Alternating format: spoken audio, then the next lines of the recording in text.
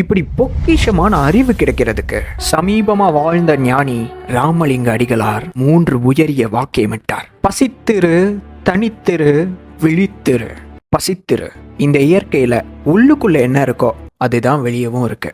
யோகாவோட அனைத்து ஆசனமும் விலங்கினங்கள் செய்யக்கூடிய போஸ் தான். மனிதன் வெளியில விஞ்ஞானத்துல கண்டுபிடிக்கிற அனைத்தும் ஏற்கனவே உள்ளுக்குள்ள கொடுக்கப்பட்டது தான். இப்படி அந்த இயற்கையின் தத்துவத்தை உணரக்கூடிய பசி எப்போதும் இருக்க வேண்டும். தனித்திரு. 800 கோடி மக்கள் வாழ்ந்தாலும் ஒரு மனிதனுக்கும் தனித்தனியா ஃபிங்கர் பிரிண்ட் இருக்கும். தனித்துவம் வாய்ந்தவங்க, தனி சிந்தனை கொண்டவங்க. ஆனா பல நபர்கள் ஒரே வழியில் ஒருவரை ஒருவர் பார்த்து வசியப்பட்டு தன்னிலை மறந்து செல்லும் போதும் தன் தனித்துவத்தை கடைபிடிக்க வேண்டும். விழித்திரு. கெமிக்கலுக்கு தமிழ்ல ரசாயனம்னு பேரு.